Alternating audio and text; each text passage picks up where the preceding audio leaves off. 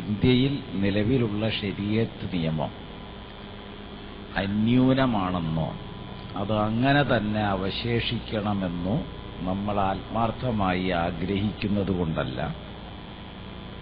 നിലവിലുള്ള ശരീഅത്ത് നിയമങ്ങൾ ഭേദഗതികൾക്ക് വിധേയമാക്കാൻ നാം സമ്മതിച്ചു കൊടുക്കുന്ന പക്ഷം അത് ഭേദഗതികളിൽ ഒതുങ്ങുകയില്ല. പൂർണ്ണമായി അത് നിരോധിക്കുകയോ മാറ്റുകയോ ഒക്കെ ചെയ്യാനുള്ള വഴികൾ ഇട്ടുകൊടുക്കലാണ് എന്ന ആശങ്കയാണ് ഇന്ത്യൻ മുസ്ലിമുകളെ ഏക സിവിൽ കോഡ് എന്ന നിയമത്തിനെതിരെ നിൽക്കാൻ പ്രേരിപ്പിക്കുന്നത്. 10 കാര്യങ്ങളിൽ മാത്രമേ കോടതി ശരീഅത്ത് നിയമം അന്വേഷിക്കാറുള്ളൂ.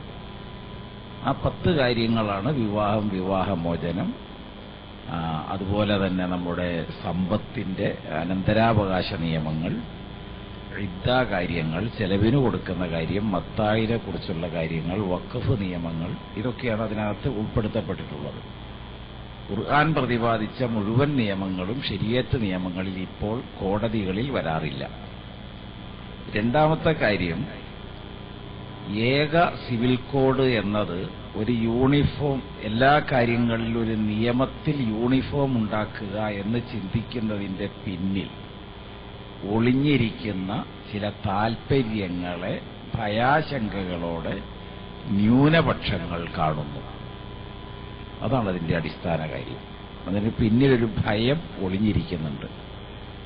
ഒറ്റ നിയമം ലോകത്ത് അല്ലെങ്കിൽ ഇന്ത്യയിൽ ഈ വിഷയങ്ങളിൽ സാധ്യമാക്കുമ്പോൾ നിർബന്ധമായി പരിപാലിക്കപ്പെടേണ്ട പല മതനിയമങ്ങളും മുസ്ലിമുകൾ തന്നെ അറിഞ്ഞുകൊണ്ട് മാറ്റങ്ങൾക്ക് വിധേയമാക്കേണ്ടി വരും, അല്ലെങ്കിൽ അതിനെ നിരാകരിക്കേണ്ടി വരും എന്നതുകൊണ്ടുമാണ് ഏക സിവിൽ കോഡിനെ മുസ്ലിം സമൂഹം എതിർക്കാൻ കാരണം.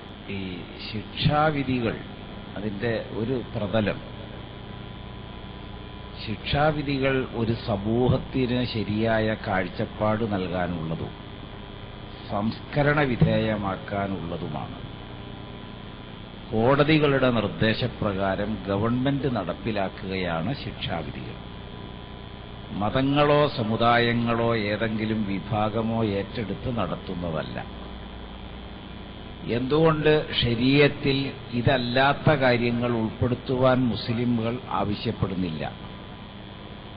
മോഷ്ടിക്കുന്നവന്റെ കൈമുറിക്കുക, അപവാദം പറയുന്നവനെ ജനമധ്യത്തിൽ അടിക്കുക, അവിഹിത വീഴ്ചകളിൽ ഏർപ്പെടുന്ന സ്ത്രീ പുരുഷന്മാരെ ശിക്ഷിക്കുക, ഇത്തരം കാര്യങ്ങൾ എന്തുകൊണ്ട് ആവശ്യപ്പെടുന്നില്ല എന്നാണ് ഇവിടുത്തെ ചോദ്യം.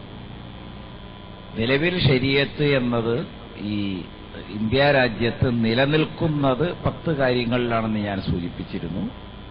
ഇനി നമ്മളെല്ലാവരും കൂടി ആവശ്യപ്പെട്ടാലും ശരീഅത്ത് ലോയിൽ ക്രിമിനൽ നിയമങ്ങളൊന്നും ഉൾപ്പെടുത്തുന്ന രീതി ഇന്ത്യയുടെ ഭരണഘടനയുമായി ബന്ധപ്പെട്ടു വരുന്നില്ല.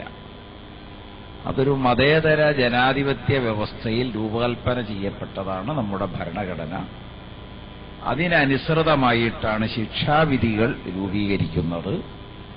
ഏതെങ്കിലും ഒരു മതവിശ്വാസത്തിന്റെ പ്രായോഗികമായ കാര്യങ്ങൾ ഉൾപ്പെടുത്തുക എന്ന് പറയുമ്പോൾ മറ്റ് മതവിഭാഗങ്ങളുടെ മേൽ അടിച്ചേൽപ്പിക്കലാണ് എന്ന തോന്നൽ വരും. അതുകൊണ്ട് രാജ്യവും ഗവൺമെന്റും അത്തരമൊരു കാര്യം താൽപര്യപ്പെടുന്നില്ല, മുസ്ലിമുകളും അത് ആഗ്രഹിക്കുന്നില്ല എന്നർത്ഥം.